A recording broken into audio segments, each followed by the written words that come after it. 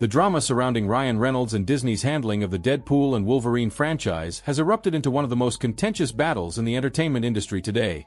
What should have been a celebratory moment for Marvel Studios, fresh off a billion-dollar box office smash, has instead become a case study in how creative control, corporate agendas, and brand identity can violently collide.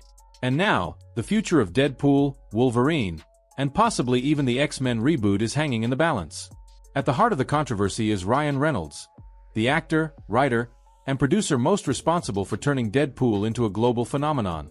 After Deadpool 3, which featured Hugh Jackman's long-awaited return as Wolverine, blew past $1.3 billion globally, Reynolds assumed that success would buy his team the freedom to chart Deadpool's future. He envisioned new crossovers, darker R-rated Marvel spin-offs, and an X-Men renaissance driven by edgier, irreverent storytelling. But instead of celebrating, Reynolds found himself in a war with Disney CEO Bob Iger and the company's top brass.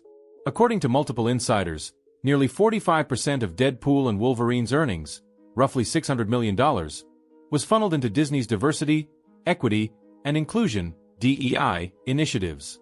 That, in itself, wasn't what infuriated Reynolds.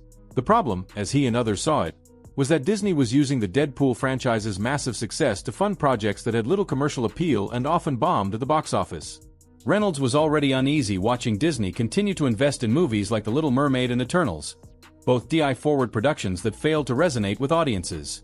He and director Shawn Levy, along with longtime collaborators Rhett Reese and Paul Wernick, feared that Deadpool's future was being repurposed to prop up underperforming, message-driven content instead of investing in what fans were clearly craving. Tensions reached a boiling point when Disney's DEI oversight team began interfering with creative decisions. There were attempts to tone down Deadpool's R-rated humor, insert new token characters for Gen Z appeal, and soften satirical elements that had always been core to the franchise. One now viral example? Disney outright rejected a Deadpool short film that featured him interrogating the hunter who killed Bambi's mom, not because it was offensive, but because the executives were afraid it would clash with the tone of the Disney brand. Things got worse. Reynolds was promised that the success of Deadpool 3 would pave the way for a new, more mature wing of Marvel Studios. But when the dust settled, Bob Iger reportedly walked back that promise, claiming there had been no formal agreement to reinvest the earnings into Marvel's R-rated content. Instead, Disney funneled the cash into struggling live-action remakes and DI-branded projects, like Snow White, 2025, leaving Reynolds, Jackman, and the rest of the Deadpool team blindsided.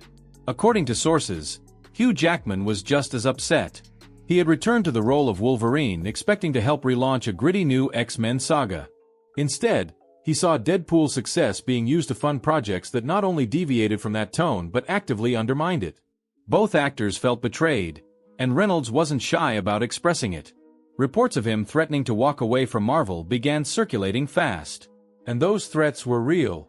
Reynolds has made it clear, if Disney continues prioritizing DEI messaging over character-driven storytelling, he's done. And the implications of his departure would be massive. He's currently contracted for up to 5 future Marvel projects, including a Deadpool vs. Wolverine sequel and X-Men crossovers. If he leaves, those plans collapse. And if Jackman follows, as many believe he would, it would be an existential crisis for Marvel's future slate. Reynolds isn't alone in this fight. According to insiders, he's been quietly coordinating with other creatives inside Marvel who are facing similar frustrations. The teams behind the Blade reboot and Daredevil, Born Again have also clashed with Disney's new direction. There's growing momentum for these creators to present a united front and demand that Disney carve out a separate space for mature, R-rated storytelling under the Marvel umbrella, free from the interference of DEI committees and corporate messaging mandates. But Bob Iger isn't budging. Under his leadership, Disney has doubled down on DEI across all divisions. A highly paid DEI executive team has been embedded in every level of content production, from script development to casting. Classic characters are being reimagined.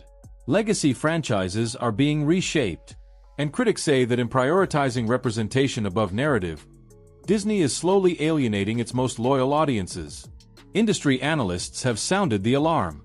With Deadpool and Wolverine as proof that edgier, mature superhero stories can thrive, the path forward seemed obvious, until Disney made it clear that the message still comes first. And that, according to Reynolds, is a recipe for creative collapse. Now the clock is ticking. Reynolds has already delayed production on several Deadpool-related projects. Negotiations have stalled.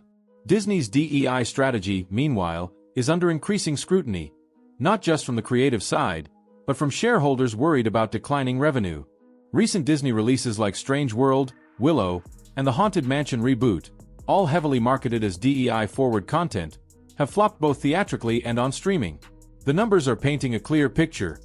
Audiences don't want to be lectured. They want to be entertained. The stakes couldn't be higher. If Disney loses Ryan Reynolds, it risks not just Deadpool, but the entire foundation of its post-Endgame Marvel strategy. And if Hugh Jackman walks too, it could delay or derail the X-Men reboot, costing Disney another billion-dollar opportunity at a time when it desperately needs a win. What's your take on this Deadpool versus Disney conflict? Should Disney stay the course with its DEI-driven strategy, or should it listen to fans and let Deadpool be Deadpool? Drop your thoughts in the comments below.